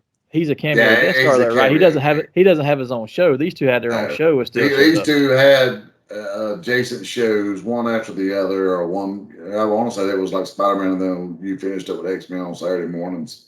Yeah, and I know there was some like you have all the Hanna-Barbera characters in the Scooby's Laugh Olympics and stuff like that, and you get you later on you get movies of Jetsons and Flintstones crossing over, but on the regular episode, the only other one we had was Batman and Superman later, when you had the Superman the animated series, which would have come after the Spider-Man X-Men. Oh, it was after, and it was the later seasons. It was when the Batman animation got bad in that last season, I want to think. Yeah. But since you mentioned Spider-Man, I mean, one on my list is actually X-Men. And I know we've talked about it a lot, so I'm not going to spend a lot of time on it. But the animation was great. The voice cast was perfect. The overarching plots put standalone episodes in it was a big deal for me. And then honestly, I think the biggest thing for me being a comic book fan is, while I think there are other superhero cartoons that came out first, and I know there are, that you probably don't get X-Men if you don't have them. This is the first non-mainstream media superhero cartoon that you get. Yeah. So I think if you don't propel this out there, would you have gotten the 90s Spider-Man? Would you have gotten Justice League at some point? Oh no, they Would were you the get ones the that Marvel keep the Universe? door. They keep the door open for everyone else. What would you say is your probably most favorite standalone episode of X-Men the animated series? I got to go the Cold Comfort episode because they had X Factor, they had Iceman, just for That's the a guest great. stars, if nothing That else. is a great. A very close second. I really enjoyed the. Well, actually, there's a couple more. I really enjoyed the one with Nightcrawler, where he's he shows up and they're like, well, how can you? And it's Wolverine, Gambit, and Rogue only with him, and how can you be a priest when all these people hate you and all this? And he's trying to. It's not about He being. redeems Wolverine at the end. I mean, Yeah. that's great. And I love the episode. The first episode Colossus was in, just because I was like, oh, they got Colossus all of a sudden, and I loved seeing him on there. He's such a lovable dolt in it too. He's just like, why are you doing this, little one? The Yeah. whole time it's that. Yeah, that's kind of. But I don't know if you get the MCU today without that X-Men cartoon kicking the door down to branch out for all this other stuff. But that's kind of why it's on my list. So what's your next one?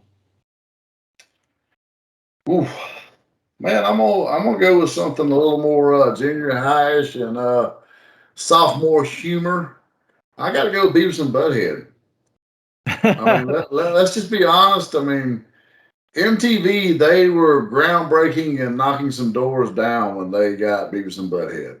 Yeah, I don't think you get Simpsons might have started things, but I don't think you get South Park. I don't think you get Family Guy or any of these others without Beavis Without a and doubt, you Butthead. would not have South Park, and you damn sure wouldn't have Family Guy. No, because Beavis and Butthead had the more juvenile humor, I guess is the best way to put it, than Simpsons did. Oh yeah, I mean it's just. I mean, and looking back at them now, you watch them now, you're like, my God, this is awful.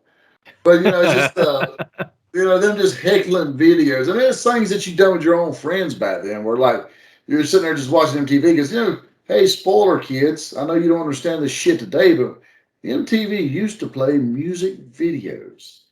Yeah.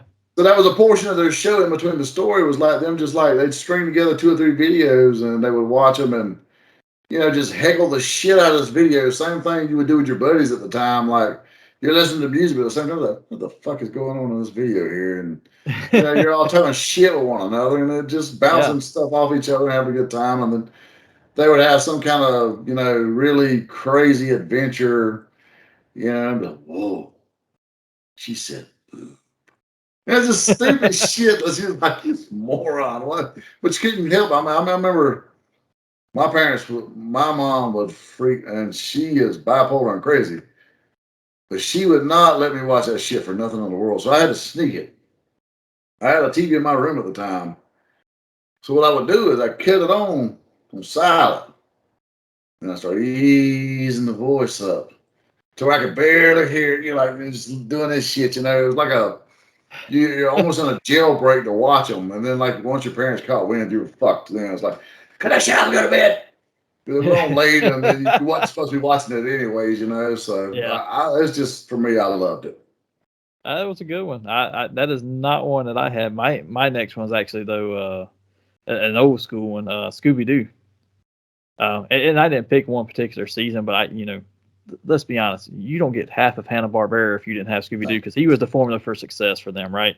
Here's this mystery solving team and this one anthropomorphic animal or whatever else. Like, you don't have Yogi Bear if you don't have Talking Scooby Doo. You don't have Speed Buggy or any of these others, and it's a long legacy. I mean, they're still on. They've got a brand new show on for the last 2 years now. Scooby Doo and Guess Who. Say it spawned several live action movies, several different spin-off shows. I mean, even in the '90s when they kind of rebooted, and you had Young Adventures of Scooby Doo or whatever, Scooby Dooby, or however, whatever A pup named Scooby Doo.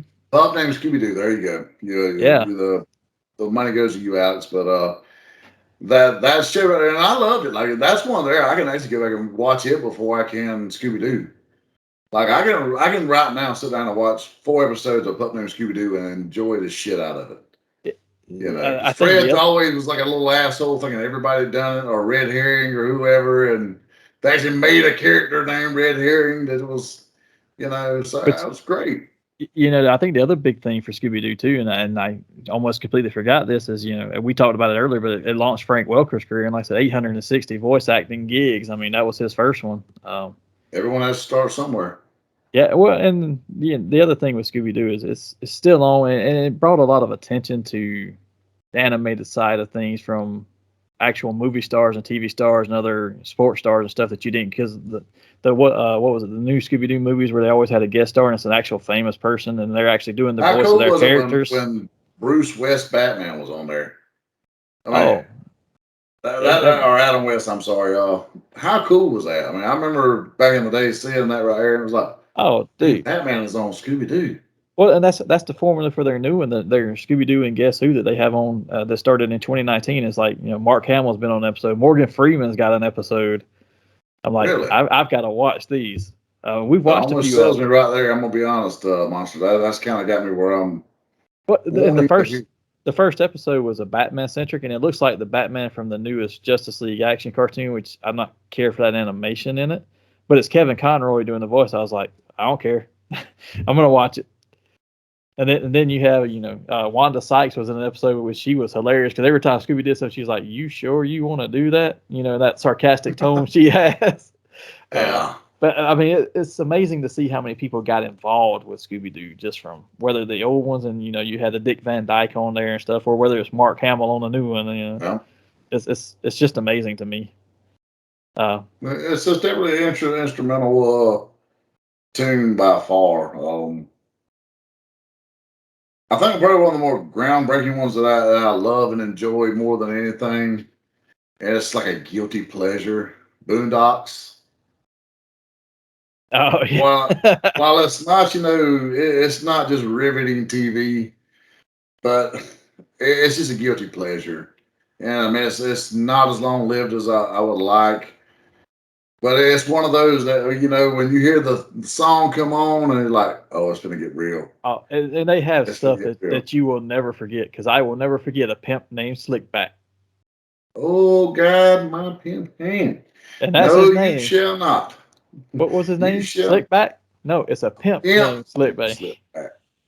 Yeah, I remember I watched that one not long ago. Actually, that was it holds the test of time, man. That's a show that does not get created today. You would never get away with that show today. Not happening. No, not at all. I don't care who produces it. I mean, matter of fact, if a white person produced that show today, you'd be locked up. Yeah. Done. But I mean, that guy, it's a really great show. Cousin Uncle Ruckus, no relation. That just, man, that's great. That is, it's great to me because it is so memorable. There's just certain parts of it's like, they become pop culture things. It's like, oh, you'll never forget saying that or hearing that, and you steal it and you start using it regularly. I think the littlest brother, he's probably my favorite side of the bunch. There, he's. Because he's just so fucking gangster. And then, like, when Thugalicious was gay and he found out, oh, he was heartbroken. Oh, he was just like, it was over for him. He was like, man, you gay. So, man, that's awesome. But, you talk about that not getting created today. And one of the shows that I picked on mine that I don't think you get created today in this world either, only because of a lot of the political climate, but G.I. Joe, A Real American Hero. I mean, I thought that was a fantastic cartoon. Again, very much like Transformers, the stakes in it. But the thing I think people would dote on it for today or not like it for today is because of they tried to be very diverse in the cast. They fell into a lot of stereotypes with how they did that. Yeah. But you got to give them credit for being one of those out there that actually had human characters But they gave them the opportunity to have, okay, here's a black Cajun, here's a white Cajun guy, here's a your Native American gentleman here. So they Well, they went made to them everything. prominent characters, and they wasn't just in some aspect where they were stereotypical. They didn't just pick on them for that. It ain't like you just Yeah, had like you had Quick Kick, and then you had Storm Shadow, two very prominent Asian characters.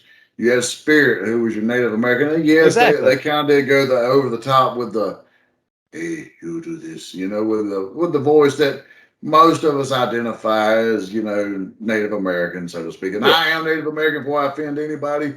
So don't go to giving me shit. You stole my land any damn way. But they kind of went that route with him. But then again, look at Shipwreck. You know what I mean? There's several other characters that are Caucasian that they even went over the top with on some things. But those first five notes of that theme music, just you identify instantly. Like you hear that, dun, dun, dun, dun, oh yeah, you know where it's going after that. and And it's a it's great just intro and a great.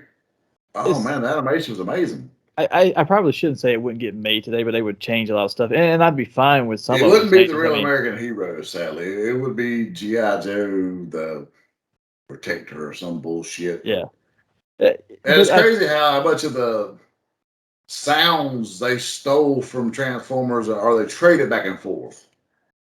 yeah, Because there's just certain like the especially like the I guess being on done. the Decepticon comic, you catch that here there on G.I. Joe, it's like, hey yo, what's going on, bro? Well, being owned by the same media companies and stuff, it Yeah. made sense. But I think that it would still get made. But the diversity of the cast would probably get cut a lot, and they should get a lot of credit for managing such a large ensemble and such a a diverse cast. Even though it fed into the stereotypes, it was made in the 1980s. We didn't recognize that as much back then, right? But today's world, Well, you I can mean, but still again, make it did this. give a hero for each one of those ethnicities too. I mean, let's be Yeah, honest. I mean, how and, many how many shows since then has give a Native American hero to kind of that was made in a prominent area, or an Asian American, or so forth and so on? I mean, you don't get a and that's lot of why. those. I mean, like Roadblock. I mean, Roadblock was a central focal point of this show, Oh yeah, and even the movie. Like when he's walking through the snow with Cobra Commander. Some of his one-liners. I mean, and he had a lot of one-liners, but I mean, that's just who his character was. yeah. And I think that they should get. They're going to get dinged for it more in today's world because of the stereotyping, but they should get some credit for trying to introduce But that what does it nowadays, diversity. honestly? Yeah, I mean, you can pick anything apart enough if you look nowadays, and God forbid, there's always somebody that's going to. You can't make everyone happy, especially yeah. in today's society. But it has been a long-lived property. I mean, it's 35 years, it's the same years appearance as Transformers, and it's still going. And we're still getting toys, we're still getting comics, we're still getting all that stuff. They are reducing the stereotyping, which is probably good. Yeah. But I mean, they're not cutting the characters out, which would be my fear if it was made. If it was first made in today's world, how much of that would we have not have gotten? My bigger fear than that is the live action movies they produce. Well, I don't count those as GI Joe. That's just a war movie. Oh, that's just the old hero, Yeah, the old generic hero. yeah. So what was your next one? I'm going to move on, and I'm going to have to go. Whew, I'm going to go Silverhawks, man. Ah, It's another one of those guilty pleasures. It wasn't as successful as Thundercats, or some of the other ones, and produced by the same people, same voice actors. Very much a lot of the same characters. Honestly, it was Thundercats high tech in space with humanoid people. it was the But bird theme. It was the bird theme yeah, show. We also got tiger yeah, sharks. there you go. But it was really neat to me, and I can't remember very many episodes that just stand out. Honestly, other than Monstar breaking out of jail. That's very very iconic to me and sticks Yeah, out to me. And then where he created the evil Quicksilver, you know, I forget what he went by, but these were some really great. It was just a great show. And I mean, I enjoy going home each day, and you had Thundercats and then that. It was a really great power hour, so to speak, and the animation holds up today. The voice cast holds up. Yeah.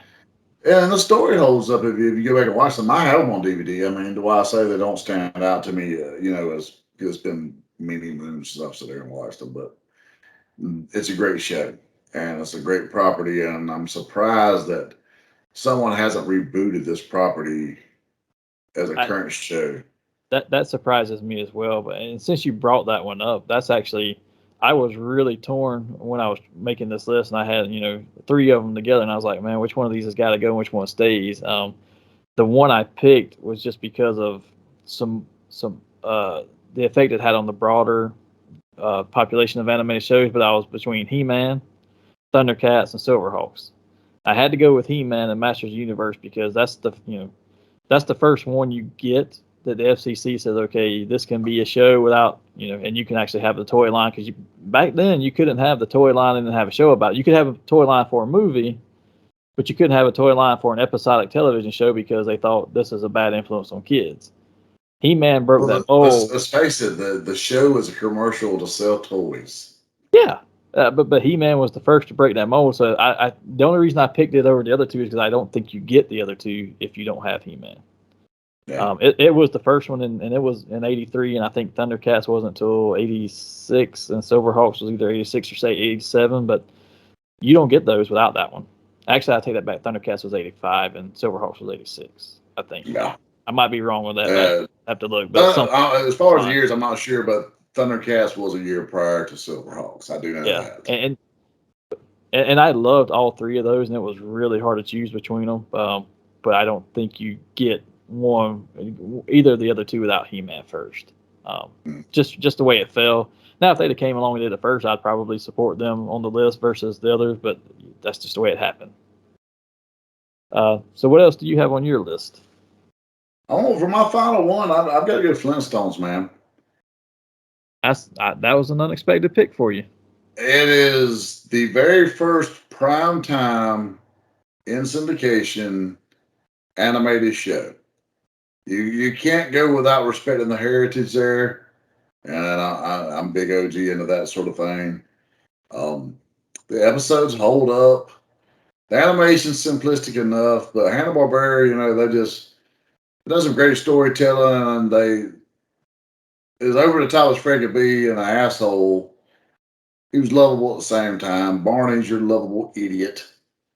You got enough to pull the kids in with Dino and Bam Bam and Pebbles, and you got Wilma, the voice of reason. I mean, it's overall a great show, and but it had just enough seriousness to pull the adults in, which was what put it into primetime TV slot where parents didn't mind watching with their kid. Because what 9 to 5er back then? I mean, of course, for 7 to God knows when now, but what average Joe working a blue collar job couldn't relate with Fred and the slave pit he was working in at the time, and the the rock quarry.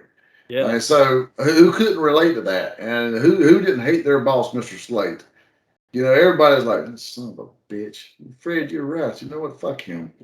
So you got to give props to where it started. I mean, without the Flintstones, you don't have none of these primetime shows we have today. You don't have Family Guy, Simpsons, Bob Burgers, Cleveland Show, American Dad. You don't have these. No, there would never be a Rick and Morty today, or any other. You wouldn't have an entire Cartoon Network, honestly, without Hanna-Barbera. Because let's be honest, the original Cartoon Network had very few shows. It worked a lot off of syndicated Hanna-Barbera shows. Oh, it's which is what Boomerang is now for it's all the Hanna-Barbera stuff, which it's that legacy, and that legacy was important. And since we're talking Hanna-Barbera and legacy, that's my final show was actually Super Friends, and I didn't pick a particular season, but that was Hanna-Barbera did that. And that's your first superhero one. Half the other stuff we talked about on here, whether it's He-Man, Thundercats, G.I. Joe, or X-Men or Spider-Man, you don't get those if you don't have Super Friends on there, because that's your first kind of superhero action adventure one. And And I think And my favorite season of that is probably was it Challenge of the Super Friends where Darkseid shows up. he shows up in Superpowers. Okay, Might have yeah.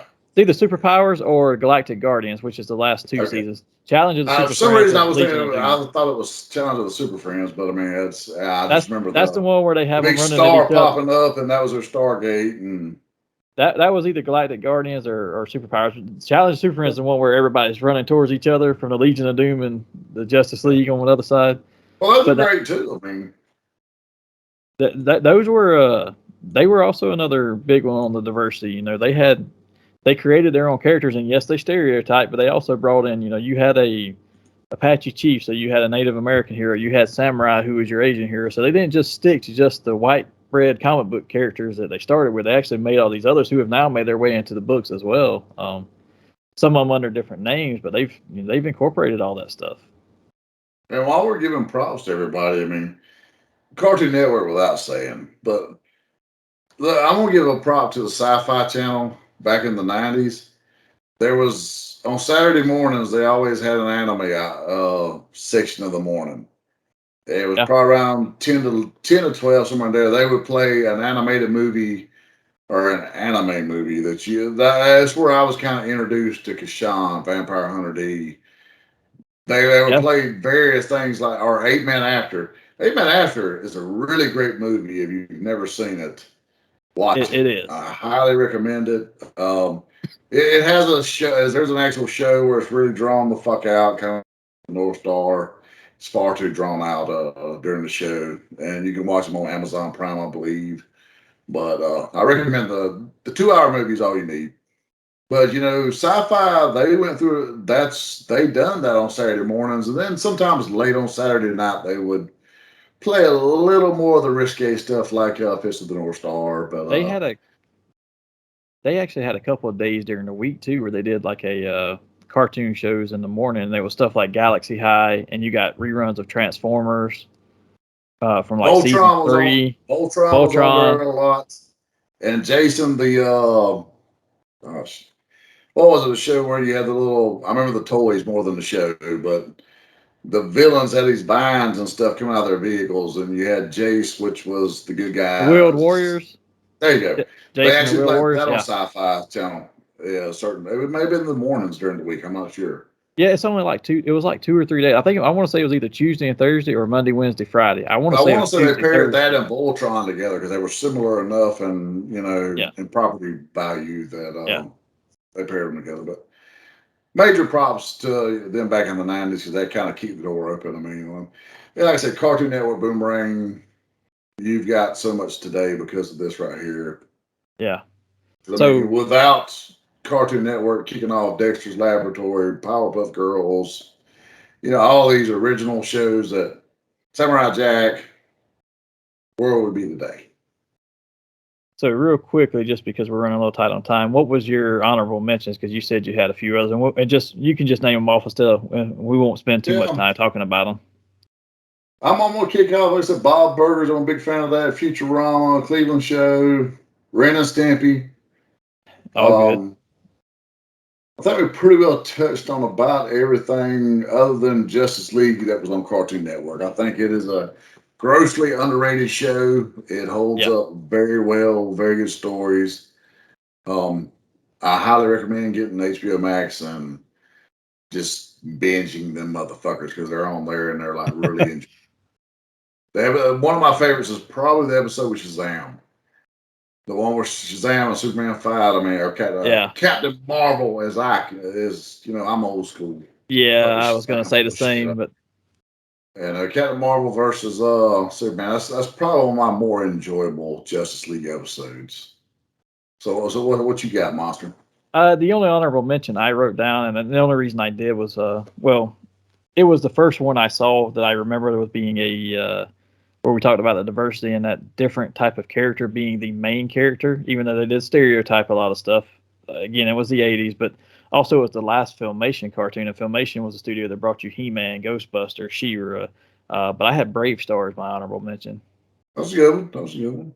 The toy line was better than the story, but Yes. If you want to get into the kind of racy cartoons, how about Hong Kong Phooey? You don't get much more racier than that right there, or stereo casting. Yeah.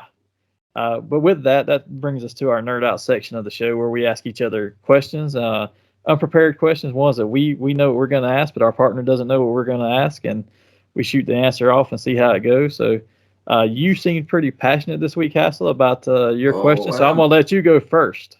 Am I? All right, brother. Whew. Here we go.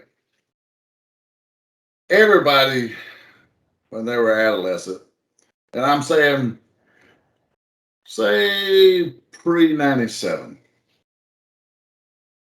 what one female animated character got Little Monsters, Big Monster flowing? uh,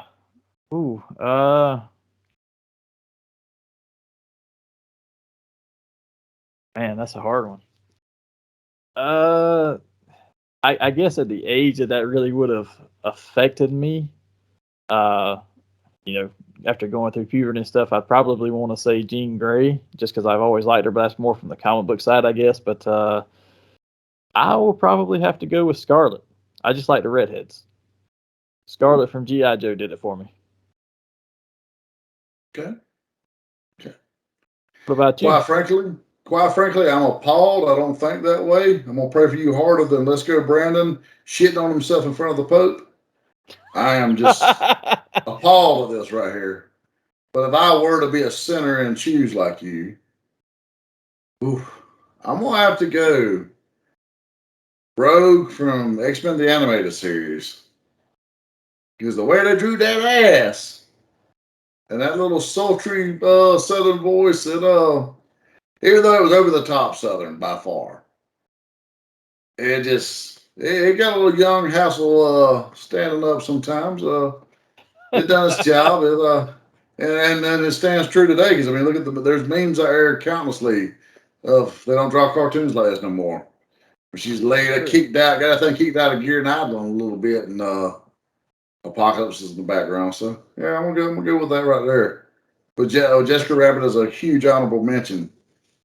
I didn't even think about Jessica Rabbit. I thought simply episodic stuff, but yeah, that's I will say I've seen far more females cosplayed as this life. Ooh. Good answer. I think I'm gonna know the answer to the question I'm gonna ask you already, but I'm just curious to see what response I get. So if you could pick a cartoon that's not currently in production or has been remade several times, so let's say drop out Transformers, G.I. Joe, this had several incarnations, and He-Man as well. But what show would you want to see rebooted? Oh, hands down, Silverhawks. Hands down. I had a feeling that was going to be your answer. I was just wanted to ask. There is no. I mean, the closest thing that would come near would maybe Mask, but I would go Silverhawks. And I would like to have Mark Hamill as my Monstar because I think he could do. That would be interesting. A really good monstrous voice if he gets away from trying to do Joker on everything. And for my hero, if I can pick anybody, you know what? I'm gonna pick a Robert Downey Jr. to be my Quicksilver. There's no way in hell I'm getting unless it's an animated movie. Yeah, that's. But you put the price tag on that one. Hey, you know what? If we're breaking the fucking bank, let's break the fucking bank. So what's yours, Monster? I debated on stuff like Silverhawks and Mask and all, but I had to go with one that's it might be a little bit surprising, but it's one that I thought had all the potential in the world because they had everything you needed the kids love, and they just kind of squandered it on the one season they had. But I want to see Dinosaurs remade. Oh my gosh, dude! Damn it, man! I'll give you that. It's like instantly. You said that, and Dinosaurs just starts going in my head. And, it was great. I give it to you, brother. It was a great show. You had everything a kid wants. You got dinosaurs from outer space and kids who are helping them fight the bad guys. How did we not get more than one season other than the fact that it went to a bad channel to start with? whether you're an adult or a kid, who the fuck doesn't want dinosaurs from outer space? And The not only only thing close to that is killer clowns from outer space. and not Right, let's only be are real. they, you know, killer clowns. Can we get killer clowns from outer space versus dinosaurs? That's a property, G. We need to get G Money Entertainment behind us to boot this up right here. Yeah, I hope that what happens in that is that they hit that button real quick that turns them into a full size dinosaur and they eat the clowns. Yeah. Our sponsor just dropped us right then and there. Well, as soon as I propositioned that, our sponsor said, "These guys are off there." Wouldn't be the first time we've been thrown out of places. It would not. Faster than a fat boy at Ryan's. So yeah, that would be my property though. And again, I toyed with putting that in my top 10. It's just it didn't last long enough, and there's not enough out there after the fact because there's no DVD release, there's no streaming of it, there is no toys still out there. Very little trace that it existed, and I know you know because I do not know. What channel did that come on? Because I do remember it, but I remember catching it. I remember catching it on USA Network when it went to syndication. I think before that it was either on CBS or ABC or one of those. But it must have come out at a bad time because it just did not perform like all the others, and it had every bit of stuff that it should have had to perform. And see, where I remember it from is I remember in first grade we moved to Jacksonville, Florida, for roughly about 4 or 5 months. You know, I moved my grandparents down there, and they had the networks down there has so many cartoons I had never got to see. That was one of the ones I remember. It was like, holy shit, this is really fucking cool. That and the what was the Texas Rangers in Space? Adventures of the Galaxy Rangers. That was on there. I mean, I seen shows like that, and I really feel shitty because we just shit all over Teenage Mutant Ninja Turtles. We did not touch on these guys at all, and I feel terrible about it because it's one that was so instrumental in my childhood, and it was one for that I me as remember well. watching down there a great deal.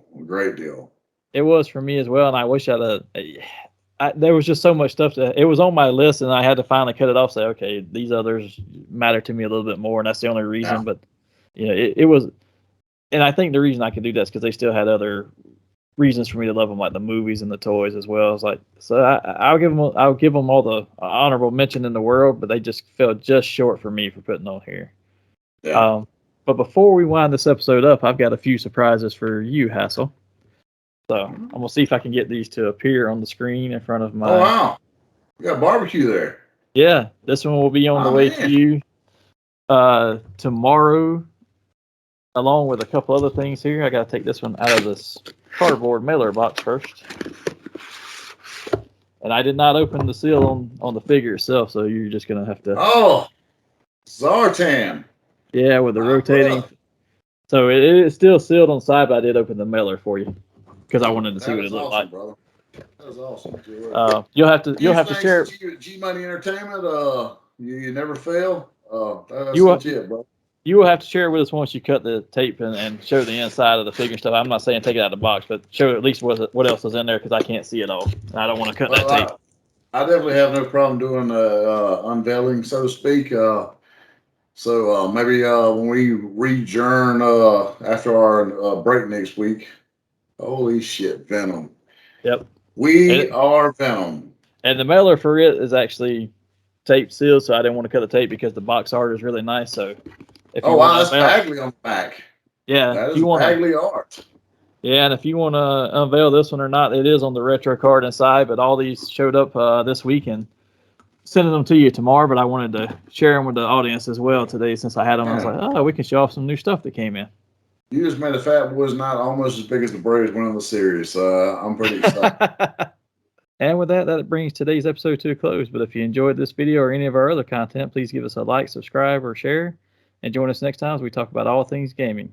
Until then, live nerdy and watch your Saturday morning cartoons.